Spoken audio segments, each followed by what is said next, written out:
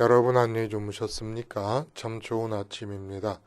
우리 2016년 5월 10일 화요일 말씀으로 드리는 오늘의 번제 함께 합니다. 사무엘 하 3장 1절부터 30절까지 말씀으로 같이 합니다. 우리는 6절부터 11절까지만 같이 읽겠습니다. 시작. 사울의 집과 다윗의 집 사이에 전쟁이 있는 동안에 아브넬이 사울의 집에서 점점 권세를 잡으니라.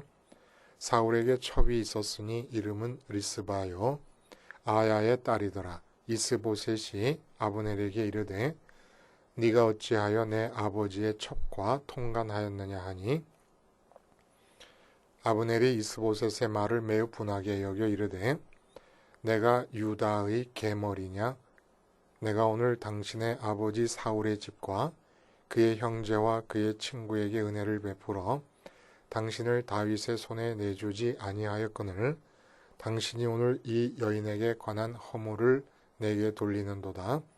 여호와께서 다윗에게 맹세하신 대로 내가 이루게 하지 아니하면 하나님이 아브넬에게 벌 위에 벌을 내리심이 마땅하니라. 그 맹세는 곧 이 나라를 사울의 집에서 다윗에게 옮겨서 그의 왕위를 단에서 브엘세바까지 이스라엘과 유다에 세우리라 하신 것이니라 하매 이스보셋이 아브넬을 두려워하여 감히 한마디도 대답하지 못하니라. 네, 오늘 우리가 함께 읽은 말씀 중심으로 칼을 수직으로 만나면 죽는다 라는 제목의 하나님 말씀 증거합니다. 칼을 수직으로 만나면 죽는다. 그 작가 김훈 씨의 기념비적인 소설을 우리가 다 기억합니다. 칼의 노래. 부제가 충무공 그 한없는 단순성과 순결한 칼에 대하여 라고 돼 있어요. 이 소설의 내용은 그 감옥에 붙잡혔다가 이제 풀려나서 백의종군 하지 않습니까? 원균이 삼도수군 통제사의 자리에서 이제 완전히 패배하자 임금이 이순신을 풀어주지 않을 수가 없게 되지요. 그래서 풀려나서 1597년 정유년 4월 초하루날 백의종군하게 됩니다. 그리고 그 뒤로 1598년 2년이 채 못 되는 기간 동안 58년 11월에 노량해전에서 이제 전사하지요. 그 기간 동안을 주로 다루는 소설입니다. 근데 우리는 이순신 장군 하면은 늘 한산도 대첩이라든지 명량해전이라든지 뭐 노량해전 이런 것을 염두에 둡니다. 아주 그 영웅적인 그러한 업적을 생각을 하게 되는데 이 김훈 씨의 칼의 노래라고 하는 소설에서는 굉장히 인간적이고 개인적인 내면의 상황을 그리는 데 주력합니다. 이순신 장군의 성웅 이순신이 아니라 인간 이순신. 그렇지 않아요, 여러분? 그렇게 영웅적인 행동을 한다고 해서 이순신 장군이 사람이 아닐 수는 없고 사람인데 그러면 김훈 작가가 보고 있는 인간 이순신의 내면 상황은 어떤 것이었을까? 김훈 씨는 이렇게 그리고 있는 거예요. 그러니까 이순신 장군의 마음이 삶의 상황에서 정말 다양한 쇠사슬에 묶여 있는 것으로 보고 있는 겁니다. 그 다양한 쇠사슬에 묶여 있던 사람이 어떻게 그 모든 뒤엉켜 있고 자기를 옥죄고 있는 상황의 사슬을 끊어내고 그런 영웅적인 행동을 할 수가 있었겠는가? 그러니까 김훈 씨 작가의 전제는 이거예요. 사람이 그런 영웅적인 행동을 할 수 있으려면 내면이 정리되고 내면이 단순하고 순결하지 않으면 그런 힘이 나타나지 않는다는 전제가 깔려 있는 겁니다. 그래서 어떻게 정리를 했을까? 여기에 칼의 논리라는 말이 나온다는 거예요. 우선 이순신 장군을 둘러싸고 마음을 옥죄고 있는 사슬들은 어떤 것들이 있냐면은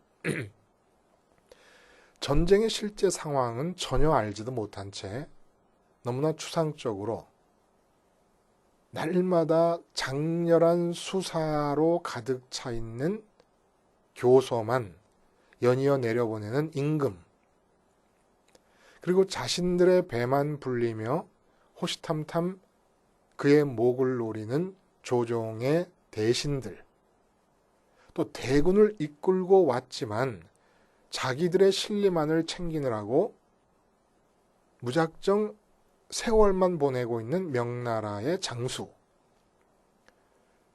그럼에 따라서 강대국의 비위를 맞춰야만 하는 약소국가의 입장에서 나오는 한 군령을 어기는 부하들, 울며 매달리는 백성들, 한 사람의 가장으로서 돌봐야 할 가족, 이 모든 것이 지금 풍전등화에 있는 나라를 위해서 외적과 싸우러 나가야 되는 이순신 장군의 한 인간으로서의 개인의 마음을 붙들어 매고 있다는 겁니다.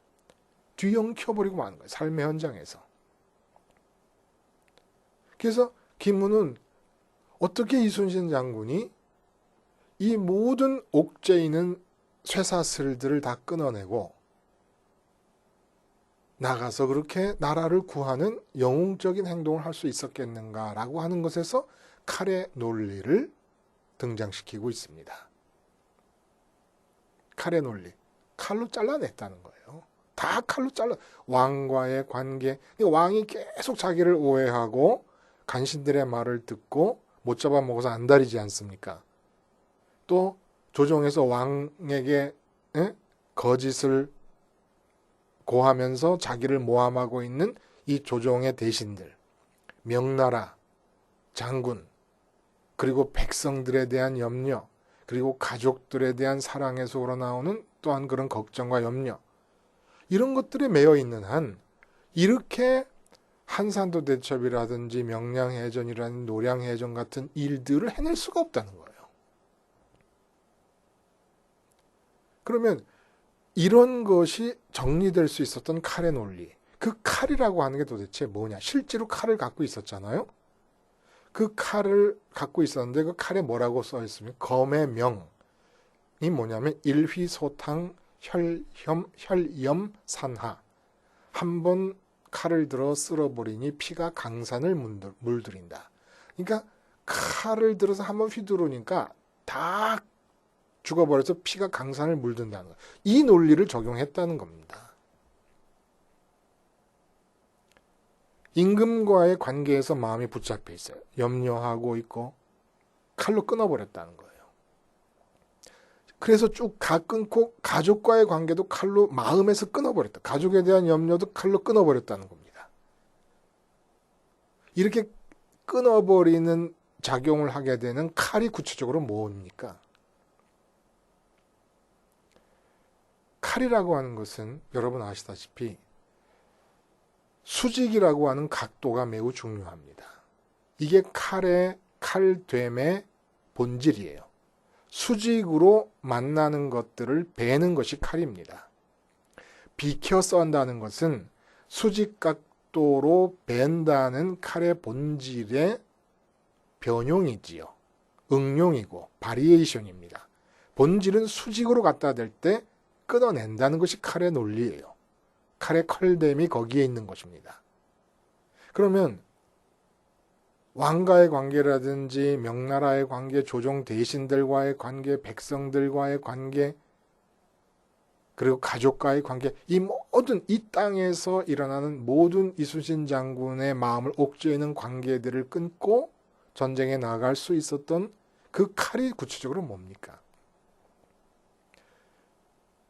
수직으로 만나야 되기 때문에 이 땅에서 맺고 있는 관계에 대해서 수직으로 만나지는 칼은 뭐예요? 문인이 아니라 무인으로서의 사명인 것입니다.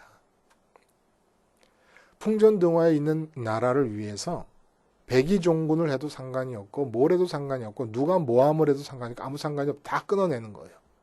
가족을 돌봐야 하는 가장의 위치에 있지만 나는 무인이다. 그래서 그 사명이 뭡니까? 하늘에서 주는 명령이에요.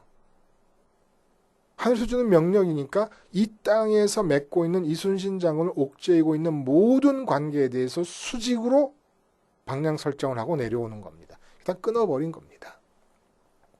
그러면서 김훈 작가는 바로 이러한 칼의 논리로 우리가 삶에서도 살아야 되지 않겠냐. 그래서 나온 유명한 얘기, 이순신 장군의 얘기를 인용하는 것이죠. 살고자 하면 죽고 죽고자 하면 살 것이다.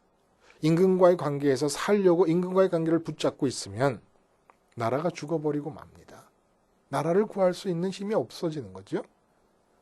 자, 이러한 칼의 논리가 신앙에게도 고스란히 적용이 된다는 겁니다. 뉘앙스를 달리하고 색깔을 달리하면서. 근데 무슨 말이죠?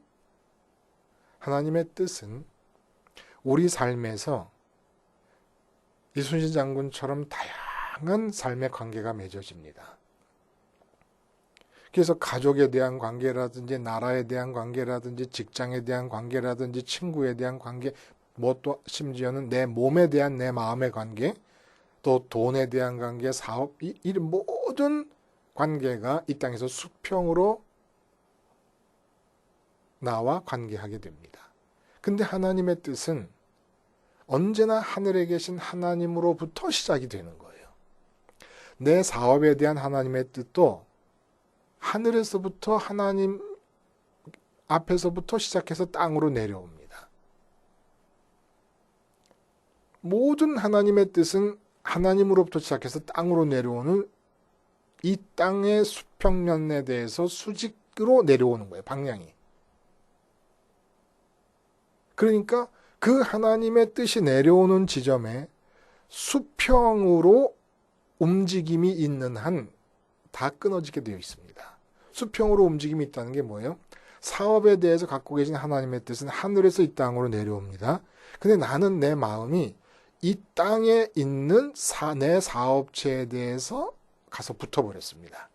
그럼 내 마음과 내 사업체가 수평면상에서 붙어 있잖아요.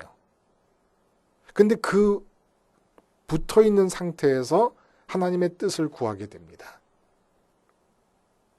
끊어지는 거예요. 그래서 선민의 사업이 안 되는 이유가 뭐냐? 계속 끊어지고 있기 때문입니다. 끊어지고 있기 때문이에요. 선민의 자녀 교육이 원하는 대로 되지 않는 이유가 뭐냐?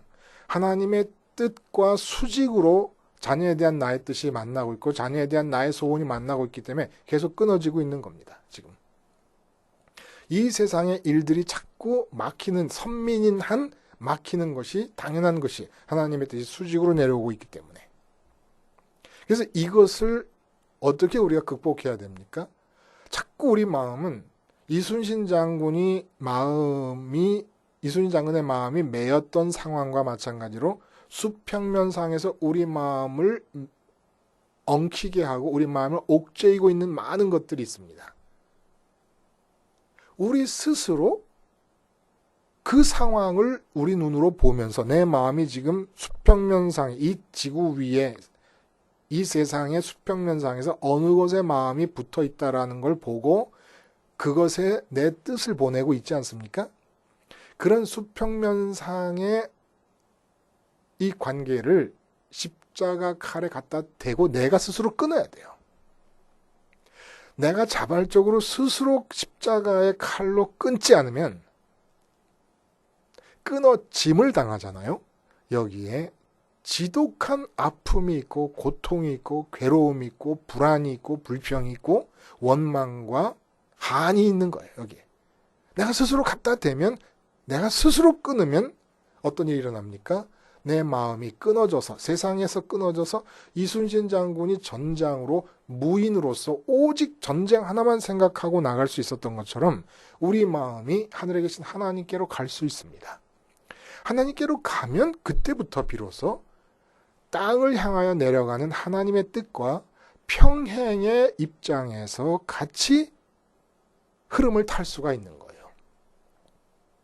그렇지 않고 자꾸 이 땅에 있는 것들, 이순신 장군이 매여 있던 것들처럼 매여 있는 것들을 칼의 논리로 끊어내지 못하고 매여 있는 한 어떤 하나님의 뜻도 내게 임하여 성취될 수가 없고 하나님의 뜻이 따로 있는 한 내가 뜻하는 바, 내가 소원하는 바는 하나도 이루어짐이 없이 다 끊어져 나가고 다 죽어버립니다. 내 소원과 내 뜻이 다 죽어버릴 수밖에 없어요. 그리고 그건 다행입니다. 오늘 본문은 어떤 내용을 말하고 있는 거냐 하면 유다 지파가 중심이 돼서 다윗을 왕으로 옹립을 했습니다. 그리고 나머지는 이스라엘이라고 하는 나라로 지금 건재하고 있는 거예요. 이스보셋 사울의 넷째 아들이 왕입니다. 근데 이 나라가 이렇게 성립될 수 있게 한 주역이 누구냐면 아브넬이라고 하는 군대 장관이에요. 사울의 사촌이었던 군대 장관이에요. 그러니까 이 아브넬에 대한 얘기가 오늘 본문의 주 관심사인데 아브넬의 세력이 이 이스라엘 나라 안에서 유다 지파의 나라 말고 이스라엘 나라 안에서 제 실질적인 실권자가 됩니다. 그 실권자가 됐다는 자의식의 표현이 뭐로 나타나냐면 아브넬에게 있어서 사울 왕의 첩을 자기 여자로 삼은 것이에요. 이것은 있을 수가 없는 일입니다. 신하였던 자가 왕의 첩을 자기 여자로 삼는다는 것은. 그래서 왕인 이스보셋이 아버지의 첩을 아브넬이 자기 여자로 삼는 걸 보고 지적을 합니다. 그때 아브넬이 엄청나게 화를 내는 거예요. 이거는 자기도 마음에 찔림이 있기 때문이고 그걸 모르겠습니까? 왕의 여자를 차지할 수 있는 자는 정복자밖에 없습니다.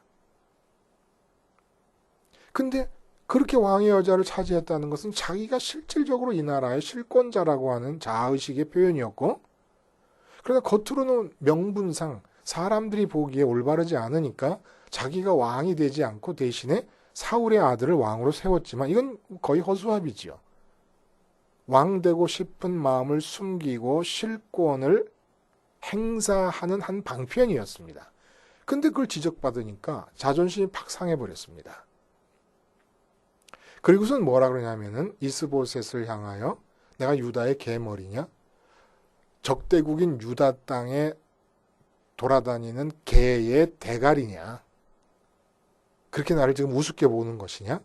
내가 너를 왕으로 세웠고 이 나라가 이렇게 현재 존립할 수 있게 만든 장본인인데 내가 사울 왕의 여자 하나 가졌다고 그것을 탓하고 있느냐?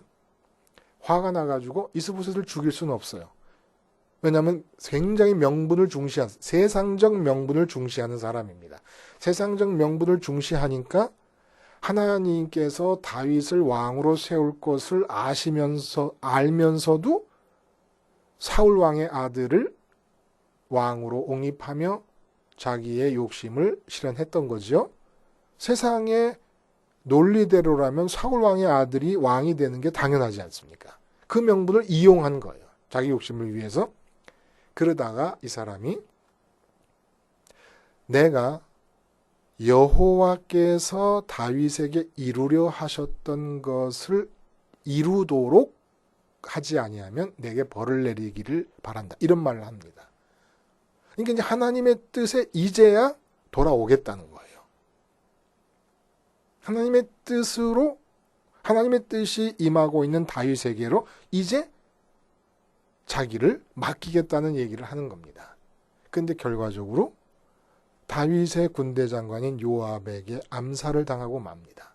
다윗에게 왔고 아브넬이 다윗이 잔치를 다 배설해 줘서 즐거운 마음을 갖고 돌아가서 이제 이스라엘을 다 정리해가지고 다윗에게 넘기려고 했는데 전장에 나갔던 요압이 돌아와서 그 소식을 듣고 아브넬을 불러냅니다.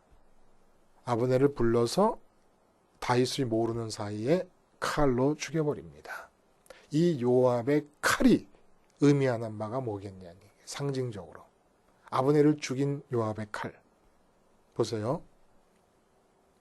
하나님의 뜻이 다윗에게 왕이 되게 하시려고 하는 것을 사무엘의 입을 통해 이스라엘 사람 중에 모르는 사람이 거의 없게 된 상황 같아요. 근데 따로 왕을 세웠습니다. 하나님의 뜻과는 상관없이. 왜냐하면 자기 욕심을 채우려고 허수아비를 왕으로 세운 거예요. 그러다가 이스보셋에게 지적을 당하니까 다시 다윗에게로 돌아오는데, 그 다윗은 하나님의 뜻이 임하는 장소입니다. 근데 하나님의 뜻이 임하는 장소에 돌아올 때 아브넬의 마음은 이스보셋에 대한 서운함 때문에 돌아온 거예요. 이 땅에 이순신 장군의 마음을 엮듯이 묶인 상태에서 하나님의 뜻이 내려오고 있는 다윗에게로 온 거예요.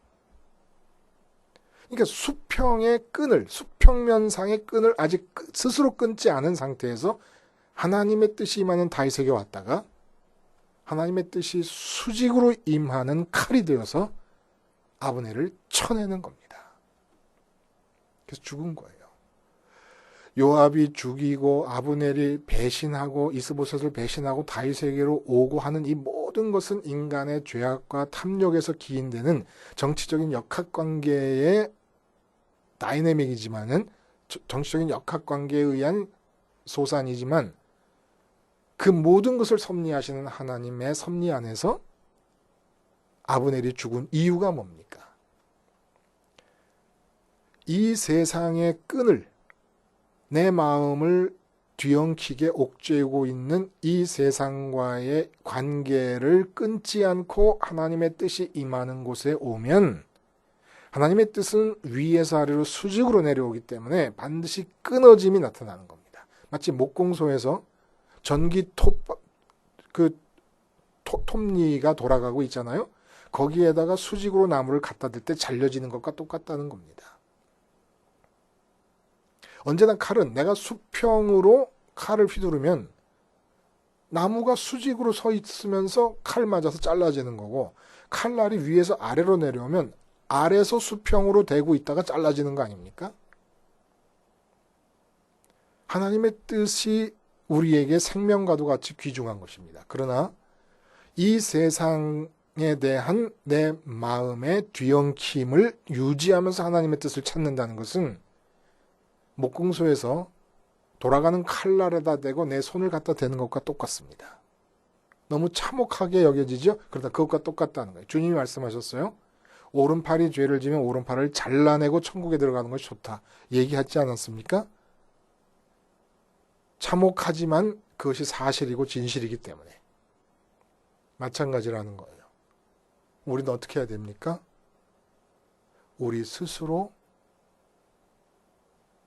이순신 장군처럼, 마치 이순신 장군이 무인이라는 사명감, 하늘에서 내게 무인이 되게 하셨다고 하는 그 확신으로 수평면상에서 나의 마음을 옥죄고 있는 모든 줄을 다 끊어버리고 전장터로 나가서 해야 될 일을 하고 죽어야 될 장소에서 죽은 것처럼, 무인이 죽어야 될 곳이 어디예요? 전장터 아닙니까? 그게 무인에겐 영광이고 명예스러운 일 아닙니까? 그런 것처럼 우리도 이 세상에서 내 마음을 옥죄고 있는 모든 관계를 십자가의 칼 아래 들이대는 겁니다. 잘라져 나가야 돼요. 그리고 우리 마음이 하나님께로 올라갑니다. 승천하신 주님 따라 부활하시고 승천하신 주님 따라 하늘로 올라가면 그 하나님으로부터 내 삶의 모든, 내가 십자가의 칼로 잘라낸 모든 삶의 방면에 대한 하나님의 뜻이 내려가기 시작합니다. 그럼 내 마음이 그 하나님의 뜻과 같이 내려가야 되는 거예요. 그래야 삽니다. 그래야 살아요. 근데 내가 스스로 십자가에다 들이대고 끊지 않고 그걸 유지하면서 십자가를 우회해가지고 하나님께로 자꾸 나가려고 그러잖아요. 하나님 잘 되게 해주세요. 내 소원을 이루어주세요. 이런 마음, 그리고 이렇게 기도하지 않더라도 계속 이 세상에서 내 마음이 수평면적으로 연관되어진 관계를 유지하면서 하나님을 믿는다고 하면 살고 있지 않습니까? 결국은 다 잘라져야 끝이 납니다. 선민인 한. 선민이 뭐예요? 하나님께서 그의 영혼과 그의 마음을 오롯이 당신만 차지하려는 자가 선민이기 때문에 그 당신의 독점물이 되어야 될 선민의 마음이 이 세상 수평면상에서 다른 존재와의 관계를 유지하고 있는 한 무조건 끊어질 수밖에 없습니다. 이게 끊어지지 않고 내가 원하는 소원대로 되어간다. 내가 원하는 소원, 내 뜻대로 되어간다. 일이 잘 되고 일이 세상적으로 형통한다. 그냥 버린 겁니다. 버린 거예요. 칼의 논리가 적용되지 않는다는 것은 하나님께서 더 이상 그에게 당신의 뜻을 내려보낼 생각이 없으시기 때문에 칼이 없는 거예요. 그러니까 수평면상에서 붙잡고 살고 있어도 끊어지지 않는 겁니다. 그러나 내가 선민입니까? 그러면 나는 칼의 노래를 부르는 자예요. 언제나 이 땅 수평면상에서 이순신 장군의 마음처럼 내 마음을 뺏어가는 삶의 많은 방면들의 관계들을 십자가 칼로 끊어내고 오직 이순신 장군이 무인으로서의 사명을 깨달은 것처럼 선민으로서의 사명을 깨달아. 선민의 사명이 뭐예요? 마음을 이 세상 어느 것보다 먼저 하나님께 드리는 것이 사명 아닙니까? 마음을 다하고 뜻을 다하고 힘을 다한 하나님 사랑. 이게 사명이잖아요.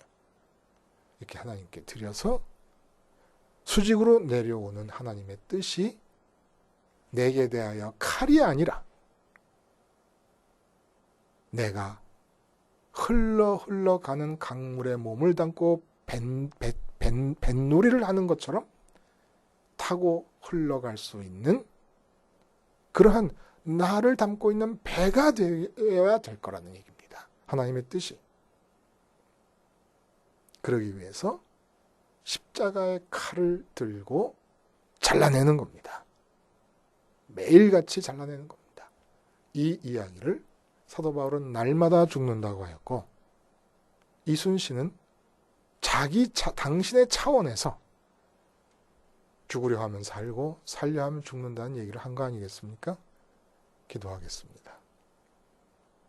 하나님 아버지, 칼에 수직으로 들이대면 죽을 수밖에 없다는 이 칼의 논리가 우리에게 양날의 검임을 기억하게 하셔서 자발적으로 갖다 대고 끊어내면 살 것이요 피동적으로 잘리면 그것이 곧 멸망이고 죽음이라는 것을 깨달아 오늘 하루도 은혜로 충만한 삶을 살게 해 주시옵소서. 예수님의 이름으로 기도하옵나이다. 아멘.